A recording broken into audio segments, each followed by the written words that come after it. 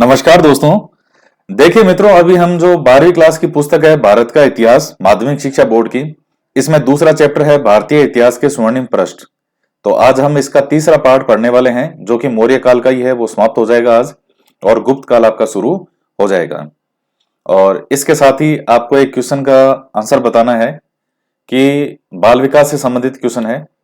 संरक्षण की जो कमी है, संरक्षण की कमी ये कौन सी अवस्था में देखने को मिलती है? जीन पियाजे ने चार अवस्थाएं बताई है, तो उन चार अवस्थाओं में से कौन सी अवस्था है जिनमें लैक ऑफ कंजर्वेशन पाया जाता है, यानी संरक्षण की कमी होती है? तो आपको उस अवस्था का नाम कमेंट करके बताना है। तो आज हम इसमें आगे बढ़ते हैं। भारतीय इतिहास के स्वर्णिम पृष्ठ। तो आज हम यहां पढ़ने वाले हैं अशोक के प्रशासनिक सुधार। इससे पहले वाले ये सब हमने पढ़ लिए थे। अशोक ने चंद्रगुप्त मौर्य की प्रशासनिक व्यवस्था का अनुसरण किया, यद्यपि उसने अपनी नीतियों और उद्देश्यों के क्रियान्वयन की दृष्टि से कुछ महत्वपूर्ण परिवर्तन और सुधार भी किए। अशोक ने प्रजा को अपनी संतान बताया और राजा के कर्तव्य के रूप में सर्व लोकहित और पराक्रम को रखा, जिसका उल्लेख उसने चौथे स्तंभ लेख और कलिंग पृथक लेख में मिलता है। तो यह क्वेश्चन आपसे पूछ सकता है कि प्रजा को अपनी संतान बताया और राजा के कर्तव्य के रूप में सर्व लोकहित यानी सभी का हित और पराक्रम को रखा, जिसका उल्लेख उसने कहा किया चौथे स्तंभ लेख में और कलिंग पृथक लेख में मिलता है। राजुक, युक्त एवं प्रादेशिक आदि अधिकारियों की नियुक्ति की जो न्याय, भूमि और लेखा संबंधी थे। तो ये कौन थे? राजुक, युक्त और प्रादेशिक। तो ये अधिकारी थे जो न्याय, भूमि और लेखा संबंधी अधिकारी थे।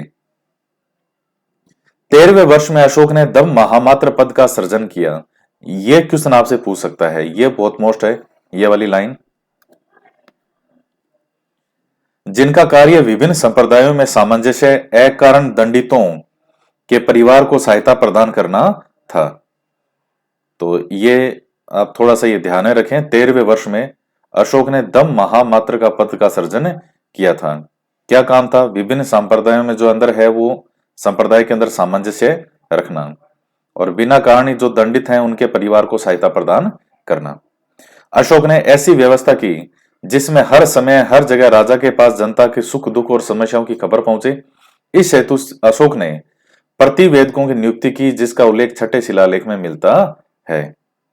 तो आपके पास में अब ये जो शिलालेख वाला जो यहां पर चीजें बता रखी है, आपके पास कोई गाइड तो होगी, निश्चित रूप से कोई ना कोई गाइड होगी। तो उसमें सारे शिलालेख को लाइन वाइज कंटिन्यू देख लीजिएगा कि कौन से शिलालेख में क्या लिखा हुआ है, तो वो और अच्छे से आपको क्लियर हो जाएगा। जैसे कि पहले में क्या है, दूसरे में, तीसरे में, चौथे, पांचवें, छठे, इस हिसाब से किसमें क्या लिखा हुआ है। न्यायिक व्यवस्था में एकरूपता लाने के लिए 26वें वर्ष में राजुकों को न्याय संबंधी मामलों में स्वतंत्र अधिकार प्रदान किए, जिसका उल्लेख चौथे स्तंभ लेख में मिलता है। अशोक ने दंड विधान को उदार बनाया और अमानवीय जो यातनाएं थी उनको बंद कर दिया। अभिषेक दिवस पर बंदियों को मुक्त किया, जिसका उल्लेख 5वें स्तंभ लेख में मिलता है। यह आपसे पूछ सकता है, अभिषेक दिवस पर जो है वो बंदियों को क्या किया था? मुक्त किया था, जिसका उल्लेख कौन से स्तंभ लेख में है? 5वें में। मृत्युदंड प्राप्त व्यक्तियों को 3 दिन का समय पश्चाताप हेतु दिया, जिसका उल्लेख चौथे स्तंभ लेख में मिलता है। तो ये चौथे स्तंभ लेख से संबंधित काफी जानकारी है, बार बार है, तो इस पॉइंट को आप ध्यान में रखिएगा। सीधी सीधी लाइन उठा के आपके एग्जाम में दे सकता है। अहिंसा परक सुधारों में अशोक ने युद्ध नीति को त्यागा और जहां तक संभव हो जीव हिंसा न करने की आज्ञा दी और समाजों पर प्रतिबंध लगाया। तो जीव हिंसा करने पर रोक लगा दी गई थी अशोक के द्वारा। अशोक ने लोक कल्याणकारी राज्य की अवधारणा को जन्म दिया और प्राणी मात्र के कल्याण के लिए चिकित्सा, सड़कें, कुएं और वृक्षारोपण आदि कार्यों पर बल दिया और ग्रामीण विकास को प्राथमिकता दी। स्त्राध्यक्ष, ब्रज भूमिक महामात्र, नगर व्यवहारिक, अंत महामात्र आदि की नियुक्ति कर्मशः स्त्री जो स्त्राध्यक्ष और पशु संरक्षण यानी वर्ज भूमिक जो महामात्र, न्याय का नगर व्यवहारिक और सीमावर्ती क्षेत्रों से संबंधित थी अंत महामात्र। तो इनसे संबंधित ये नियुक्तियां थी। इन नियुक्तियों के माध्यम से अशोक ने प्रशासन को आम जनता से जोड़ा। तो ये कुछ मेन मेन बातें हैं इसमें। धम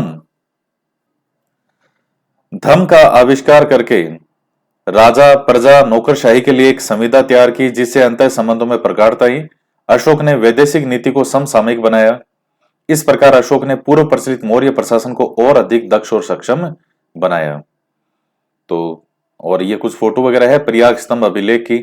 इस पर कई शासकों का अलग अलग समय के अनुसार आपको जिक्र मिलेगा। अमरावती मूर्ति शिल्प में अशोक, तो ये कुछ चित्र वगैरह हैं। अब हम पढ़ने वाले हैं गुप्त साम्राज्य के बारे में। तो यह आपके सभी एग्जाम में आता है, चाहे कोई सा भी एग्जाम हो। गुप्त साम्राज्य की स्थापना, आर्थिक स्थिति, कला, साहित्य और विज्ञान।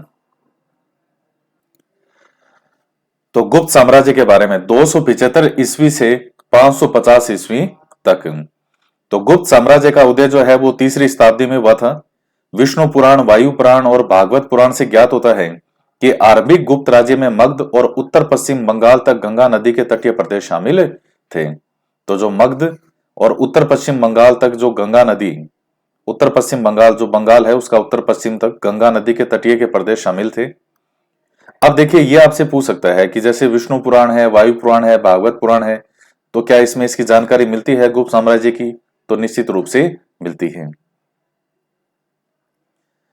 फिर इसके बाद में आता है श्रीगुप्त। तो लगभग 275 ईस्वी से ये 300 ईस्वी तक प्रभावती गुप्ता के पूना ताम्रपत्र अभिलेख में श्रीगुप्त का उल्लेख गुप्त वंश के आदि राज के रूप में किया गया है। सबसे पहला माना जाता है ये, और जिनका शासनकाल जो है वो 240 ईस्वी से 280 ईस्वी तक रहा, ऐसा लिखा मिलता है। तो अलग अलग चीजें हैं, कहीं कुछ लिखा हुआ है, कहीं कुछ है। श्रीगुप्त ने महाराज की उपाधि धारण की। श्रीगुप्त स्वतंत्र शासक ना होकर संभवतः किसी शासन के अंतर्गत जो है वो सामंत थे।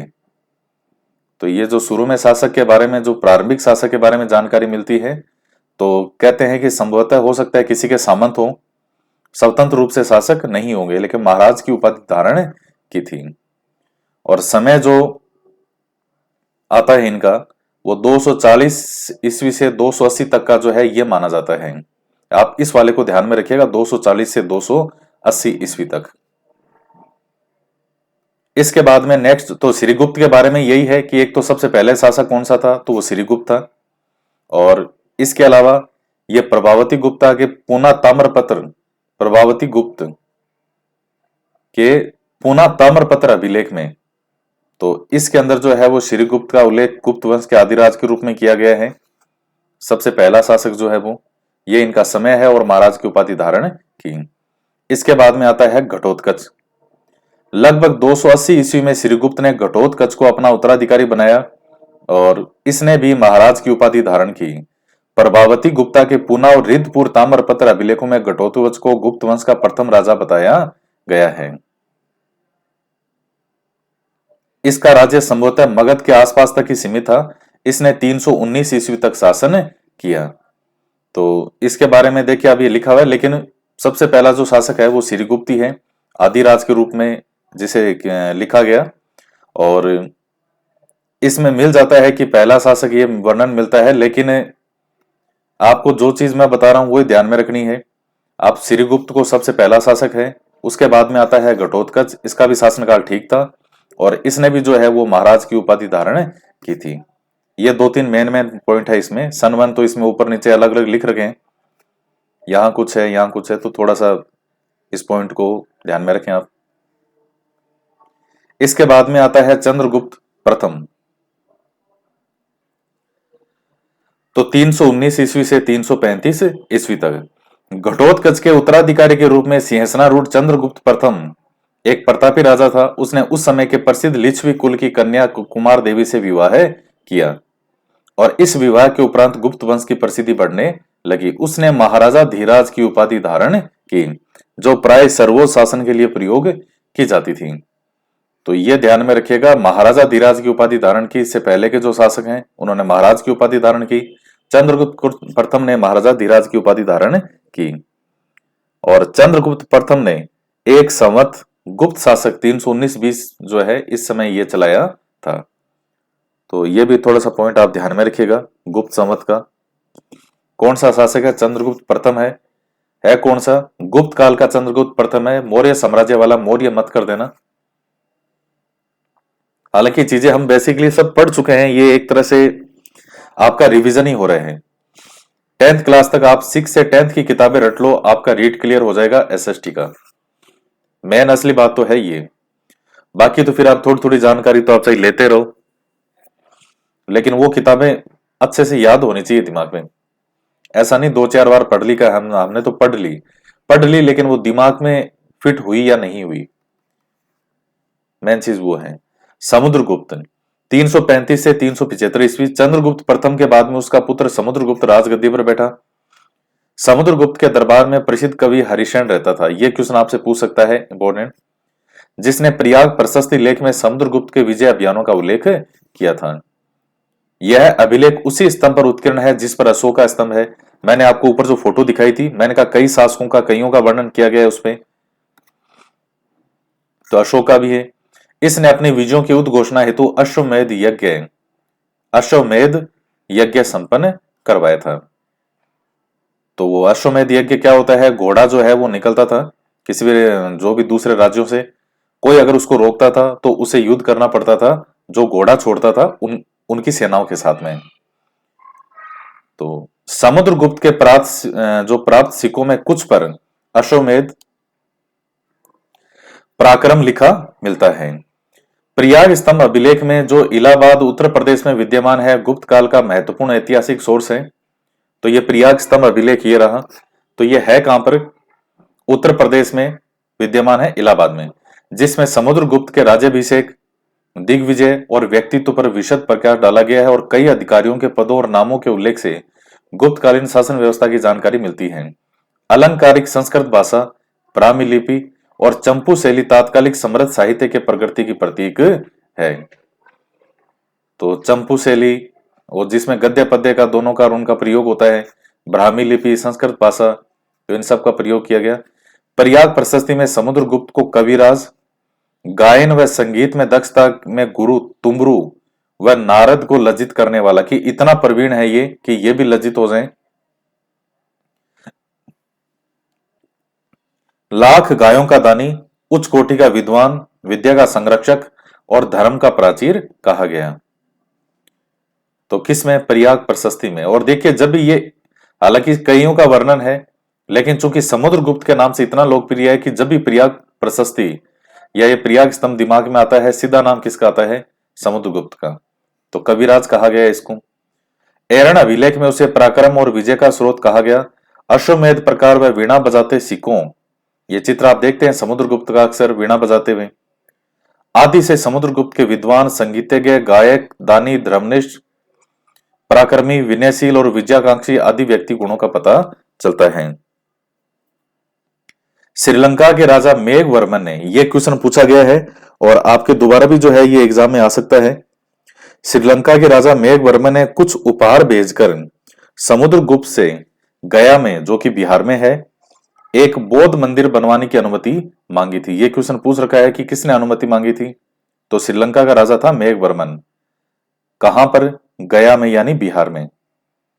समुद्रगुप्त का साम्राज्य विस्तार में कश्मीर, पश्चिमी पंजाब, पश्चिमी राजपुताना, सिंध, गुजरात के अतिरिक्त शेष सारा भारत शामिल था। तो देखिए जो मेन भारत है वो तो सारा शामिल था। समुद्रगुप्त ने भारत में एक नए युग की स्थापना की। वह अखिल भारतीय साम्राज्य के आदर्श से प्रेरित हुआ और संपूर्ण भारतवर्ष को राजनीतिक एकता के सूत्र में बांधा। तो अब ये सब आप पढ़ चुके हैं। अब ये मेन फैक्ट है, कोई नया फैक्ट आता है तो उसको ध्यान में रख लीजिएगा कि ये नई चीज मिली है। और अशोक के शिलालेख, स्तंभ लेख जो भी है उनका मैंने आपको बता दिया। आपके पास कोई भी गाइड हो उससे आप लाइन में उनको देख लीजिए कि किस में क्या लिखा हुआ है, तो वो कहीं अधिक बेटर है, अच्छे से आपको वो क्लियर हो जाएगा। समुद्रगुप्त की विजय। समुद्रगुप्त एक महान शासन, सेनापति, कूटनीतिज्ञ, बहुआयामी प्रतिभा से युक्त यथार्थवादी व्यक्तित्व था। उसके दरबारी कवि और महासंधि विग्रह हरिशैन ने प्रयाग प्रशस्ति में अपने आश्रयदाता समुद्रगुप्त के पराक्रम और दिग्विजय का वर्णन किया है। समुद्रगुप्त ने सर्वप्रथम आर्यावर्त, अर्थात ये जो ऊपर वाला भाग है भारत के, उत्तरी भारत, गंगा यमुना दोआ पर सैनिक अभियान किया, जो 2 चरणों में पूरा हुआ। 9 राजाओं रुद्रदेव, मतिल, नागदत्त, चंद्रवर्मन, गणपति, नाग, नागसेन, अच्युत, नंदी, बलवर्मा को पराजित किया, जिन्हें राज प्रसवोद्धरण की नीति के तहत साम्राज्य में मिला लिया गया। तो उत्तर भारत के जो राज्य हैं उनको तो इसने मिला लिया था अपने में, ये 9 राज्यों का है, आप नाम में ध्यान में रखिएगा। और दक्षिण के 12 राज्य हैं। तो दक्षिण के जो 12 राज्य थे उनको मिलाने की नीति इसने नहीं अपनाई थी, केवल टैक्स वैक्स लेकर के इसने छोड़ दिया। और वो नीति सही भी थी समुद्रगुप्त की, क्योंकि उन पर कंट्रोल, जो नियंत्रण बनाए रखना संभव नहीं था। अब आज के टाइम में कोई ये हवाई जहाज तो थे नहीं कि थोड़ी सी बात हुई यहां से हवाई जहाज से बैठ के वहां चले गए। कहां से अब कहां बैठे हैं, मगध में बैठे हैं, कहां से वहां से सेना लेकर के, पूरी सेना लेकर के दक्षिण में जाएंगे, जाने में कितने तो दिन लगेंगे। और फिर तो थोड़ा सा ऐसी मामला रहता था हमेशा। समुद्रगुप्त ने दक्षिण के 12 राज्यों, तो इसलिए ये बातें भी होती है कि राज करना एक बहुत अलग चीज होती है। अब जैसे औरंगजेब के लिए कहा जाता है कि उसने क्षमता से कहीं अधिक जो है ये इन पर अधिकार कर लिया, जो उसका एरिया था औरंगजेब का, लेकिन वो उसको पचा नहीं पाए। यानी जैसे कोई अजगर से तुलना की जाती है कि अजगर ने अपनी क्षमता से अधिक भोजन ग्रहण कर लिया और उसको वो पचा नहीं पाया। तो यही स्थिति औरंगजेब की थी, तो इसलिए वो पचा नहीं पाया उसको। और दक्षिण भारत का जो फोड़ा था, ऐसा कहा जाता है कि वो उसको ले पड़ा। यानी वो दक्षिण भारत जब से वो आया तो वो उसकी क्या साबित हुआ, औरंगजेब की कब्र साबित हुआ था। वो दक्षिण भारत की तरफ चला गया, दक्षिण की तरफ, और वहीं उलझ गया, उन चीजों से निकल नहीं पाया। और यहां पहले का देखिए समुद्रगुप्त की नीति क्या थी, इसने दक्षिण के राज्य को मिलाने की नीति नहीं अपनाई। समुद्रगुप्त ने दक्षिण के 12 राज्यों कौशल, महाकांतर, कोरल, कोटूर, पिष्टपुर, एरनपल्ली, कांची, अवमुक्त, वेंगी, पलक, देवराष्ट्र, कुस्तलपुर आदि को पराजित किया। लेकिन उसने उन्हें ग्रहण मोक्षानुग्रह की नीति अर्थात ग्रहण शत्रु पर अधिकार, फिर मोक्ष शत्रु को मुक्त करना और अनुग्रह राज्य को लौटा करके तहत फिर मुक्त कर दिया। वह जानता था कि इन दूरस्थ भागों पर प्रत्येक शासन असंभव नहीं तो मुश्किल अवश्य होता, अतः उसने ग्रहण मोक्षानुग्रह की व्यवहारिक नीति का अवलंबन किया। तो यह बहुत ही शानदार पॉलिसी है। इंडियन हिस्ट्री में जब समुद्रगुप्त को पढ़ाते हैं बहुत मजा आता है, क्योंकि इनके बारे में बताने के लिए ये देखिए इतने बड़े बड़े साम्राज्य हुए हैं, मौर्य साम्राज्य हैं कि तो उसमें बताने के लिए बहुत कुछ होता है। ये वाला जैसे गुप्त वंश है, तो ये तो भारत के कौन से हैं, कला और संस्कृति की दृष्टि से स्वर्णिम काल है ये गुप्त काल। राजनीतिक दृष्टि से स्वर्णिम काल कहलाता है मौर्य काल, कला और संस्कृति की दृष्टि से स्वर्णिम काल है गुप्त काल। तो इनकी पॉलिसी, जो इनकी नीतियां थी, इतनी बेहतरीन नीति है। तो ये नाम आपको ध्यान में रखना है, ग्रहण मोक्षानुग्रह की व्यवहारिक नीति का अवलंबन। यानी किसने इसको फॉलो किया, तो किसने किया था, ये समुद्रगुप्त ने किया। उत्तर भारत के 9 राज्यों को विजित किया, दक्षिण भारत के 12 को, लेकिन इसने 12 को मिलाया नहीं। और ग्रहण मोक्षानुग्रह, तो इसका अर्थ क्या होता है, ग्रहण का मतलब पहले तो उनको उसने विजित कर लिया, अधिकार कर लिया। मोक्ष मतलब उनको मुक्त कर दिया, और फिर अनुग्रह उनके राज्य को भी उनको लौटा दिया। ये आपके सबसे मोस्ट लाइन है इसमें, ये आप ध्यान रखिएगा इस चीज को। तो समुद्रगुप्त जानता था कि भाई उत्तर भारत से पूरे दक्षिण भारत पर जो है वो शासन करना इतना आसान नहीं है। ये जो लिखा है इन्होंने कि मुश्किल अवश्य था, कोई असंभव तो नहीं था, लेकिन मुश्किल अवश्य था। अब जैसे मान लीजिए मुगल काल की बात करें, आपके मुगल प्रशासन है सिलेबस में, मुगलों के समय ये कंधार, काबुल, तो अब ऐसा थोड़ी कि उसके आगे ये विजिट नहीं कर सकते थे। कंधार और जो काबुल है, यहां भी कई बार विद्रोह हुआ, यहां तक कि अकबर के समय भी हुआ। तो जो जहां जितना दूर है, अब उस समय आज के टाइम में तो हेलीकॉप्टर या ऐसा तो था नहीं, हवाई जहाज, कि कोई भी विद्रोह हुआ यहां से सैनिक बैठे और सीधे वहीं चले गए। अब उस समय तो ऐसा था नहीं, और वहां जाएंगे तो पीछे से जगह रहती थी खाली, तो हो सकता है यहां पर कोई कर दे विद्रोह है। तो शासन वहां तक ही करना चाहिए जहां तक उनके नियंत्रण में वो चीज रहे। और ये बहुत बेस्ट पॉलिसी थी, नाम का नाम भी हो गया कि विद्रोह की इनको हरा करके और वापस इनका राज्य भी लौटा दिया। समुद्रगुप्त ने मध्य भारत के 8 विकों को भी परास्त किया और उन्हें अपना भृत्य बना दिया। तो 8 विक इनको भी परास्त किया मध्य भारत के। सीमांत प्रदेशों के राजतंत्रात्मक और गणतंत्रात्मक राज्यों में भी भयभीत होकर अधीनता स्वीकार कर ली, जिनमें उत्तर पूर्व भारत के ये समतक, डवा, कामरूप, नेपाल, कृतपुर, पश्चिमी भारत के 9 गणतंत्र राज्य आभीर, अर्जुनायन, मालो, योदय, मद्रक, प्राजून, सनकानी, काक, ये नाम आपको याद करने की आवश्यकता नहीं है रीट में। तो आप इनको पढ़ना चाहे तो पढ़ सकते हैं। बाकी आपको रीट के एग्जाम के दृष्टिकोण से तो मुझे नहीं लगता कि आपसे ये नाम पूछे जाएंगे। जो वैसी वैसी चीजें मैंने आपको बताई है आप उनको ध्यान में रख लीजिएगा। इनके साथ सर्व दाना ज्ञाकरण प्राणायाम की नीति का भी अवलंबन किया। देवपुत्र, शाही सहानुशाही, शक मुरुण, सिंहल आदि विदेशी शासकों ने समुद्रगुप्त से भयभीत होकर उससे मैत्री याचना की और इसके साथ ही आत्मनिवेदन, कन्योपान कन्योपान यानी विवाह, गुरुत्तम दंकित, स्विषय, भुक्ति, शासन याचना की नीति का अनुसरण किया। तो आप इनको याद रखना चाहे तो रख सकते हैं। बाकी रीट के दृष्टिकोण से मुझे कोई इतने जो है ये मोस्ट नहीं लगते, क्योंकि एग्जाम के दृष्टिकोण से आपसे क्या पूछा जाएगा उस चीज को ध्यान में रखते हुए। इस प्रकार समुद्रगुप्त ने भारत के बहुत बड़े भाग को अपने अधीर कर एकता के सूत्र में बांधा और उससे कहीं अधिक भूभाग में उसका लोहा माना जाता था, जो कि उसकी यथार्थवादी नीति का प्रतीक है। स्मिथ ने समुद्रगुप्त को उसकी बहादुरी और युद्ध कौशल के कारण भारत का नेपोलियन कहा है। ये कई लोकप्रिय क्वेश्चन है, जैसे किसने कहा है, स्मिथ ने कहा, किसको, समुद्रगुप्त को क्या कहा, भारत का नेपोलियन कहा। और इसके अलावा जैसे कोई समुद्रगुप्त की उपाधि हो, समुद्रगुप्त से जुड़ा हुआ कोई शिलालेख हो, कोई लेख हो, कोई सिक्का हो, तो ये कुछ 5-7 तरीके के क्वेश्चन है जो आपके समुद्रगुप्त में से बनेंगे। इनको रटे लगाने चाहिए, मत लगाना ये सन काने कर, कहा कर, खरपरी कर। अगर आपको ऑलरेडी याद है तो अच्छी बात है, नहीं है तो मेरे अकॉर्डिंग कोई ऐसी इनको याद करने की आवश्यकता नहीं है इन पॉइंट को।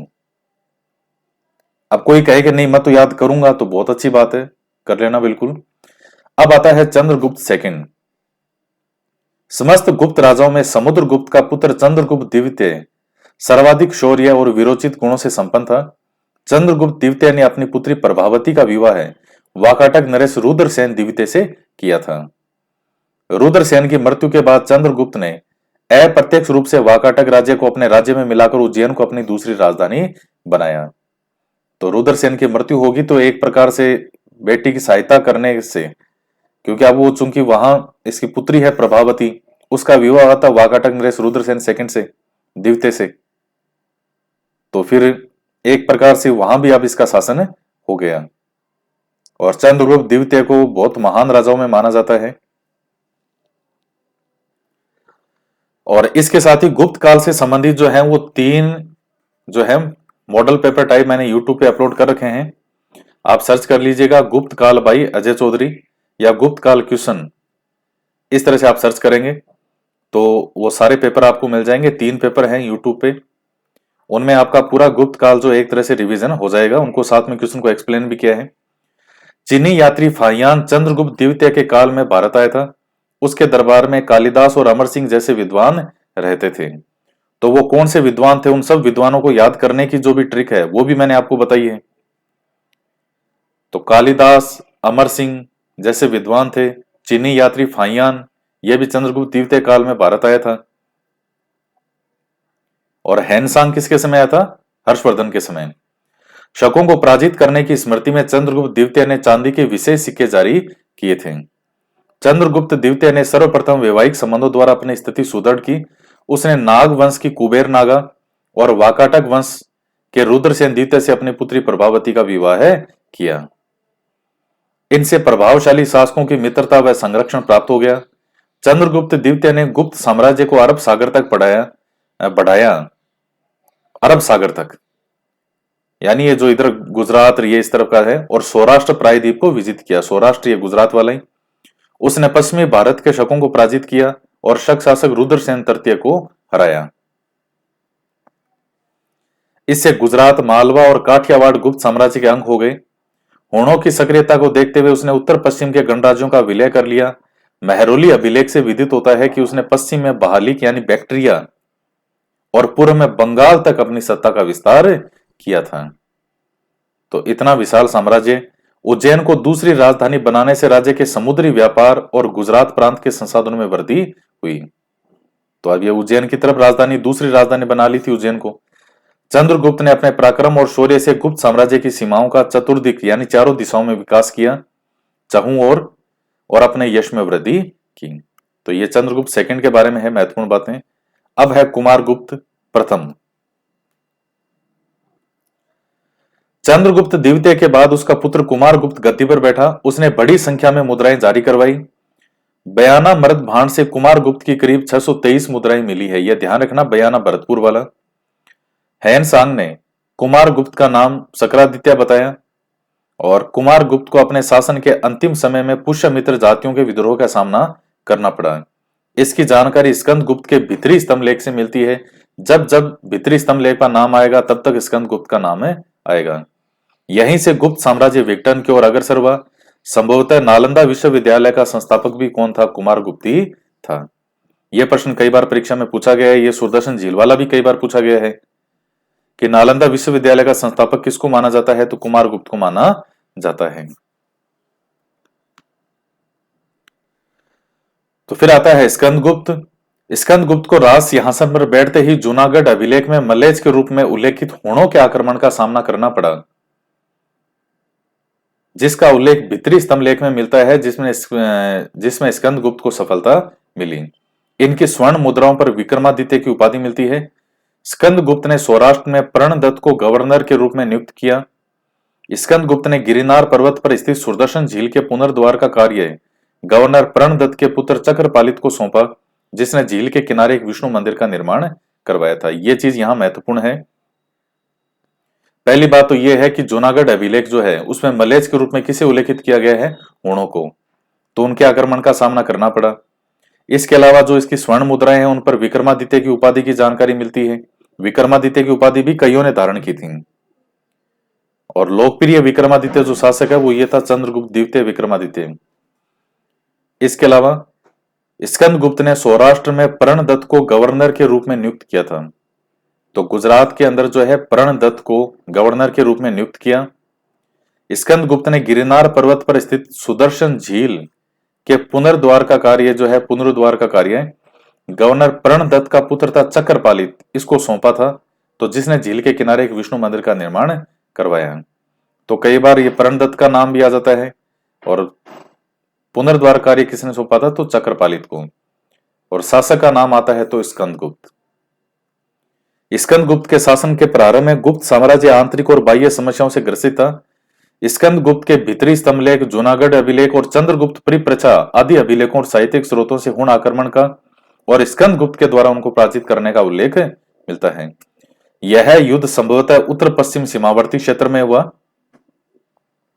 स्कंदगुप्त ने बाह्य शत्रुओं, पुष्यमित्रों और हुणों को परास्त कर गुप्त साम्राज्य को भीषण संकट से बचाया और गुप्त साम्राज्य को स्थायित्व और व्यवस्था प्रदान की। इसके अतिरिक्त उसने वाकटकों और नागवंश के आक्रमण को असफल कर उनके क्षेत्रों पर अधिकार कर साम्राज्य की रक्षा की और क्षेत्र में वृद्धि की और अपने साम्राज्य को अक्षुण्ण बनाए रखा। सुदृढ़ प्रशासन व्यवस्था स्थापित करके साम्राज्य को स्थायित्व दिया। स्कंदगुप्त ने इन समस्याओं का धैर्य व साहस से मुकाबला किया और सफल रहा। विघटनकारी प्रवृत्तियों पर रोक लगाई जिससे साम्राज्य को नुकसान हो, ऐसी प्रवृत्तियों पर रोक लगाई। यह उसके शौर्य का ही जीवंत प्रमाण है कि अनेकानेक विपत्तियों के होते हुए भी उसने बंगाल की खाड़ी से लेकर अरब सागर तक विस्तृत अपने साम्राज्य को अक्षुण्ण बनाए रखा। स्कंदगुप्त की सफलता का आधार उसकी प्रशासनिक व्यवस्था थी। उसने पश्चिमोत्तर सीमा का महत्व समझा और उसकी सुरक्षा का समुचित प्रबंध किया, क्योंकि जो भी आक्रमण होंगे भारत पर वो होंगे कहां से? इसी पश्चिमी सीमा की ओर से। उसने साम्राज्य को प्रांतों में विभक्त किया और योग्य प्रांतपतियों की नियुक्ति की जो पूर्ण रूप से प्रजा हित को महत्व देते थे। वह प्रजापालक, उदार और धर्म सहिष्णु शासक था। इसके साम्राज्य में सभी संप्रदायों को धार्मिक स्वतंत्रता प्राप्त थी। उसका बुद्धिमत्तापूर्ण शासन, उसके शौर्य पूर्ण युद्ध, उसकी स्वदेशी भक्ति, इन सब ने स्कंदगुप्त को महान गुप्त सम्राटों में से एक बना दिया। उसकी मृत्यु के साथ ही गुप्त साम्राज्य विघटन और विभाजन की दिशा में अग्रसर हुआ। तो ये कुछ महत्वपूर्ण बातें थी। 90% चीजें आप ऑलरेडी 6 से 10th में पढ़ चुके हैं। बाकी कुछ एक कोई एक एक दो दो चार चार पॉइंट कोई आता है तो उसको थोड़ा सा ध्यान में रख लीजिएगा। अच्छा ये भी है। बाकी इसके अलावा कोई और ज्यादा इसमें बहुत ज्यादा कोई माथापच्ची करने की आवश्यकता आपको नहीं है। तो आज की क्लास में हम इतना ही पढ़ेंगे, बाकी नेक्स्ट क्लास में इसको कंटिन्यू हम करेंगे। तो मिलते हैं नेक्स्ट वीडियो में। जय हिंद, जय भारत।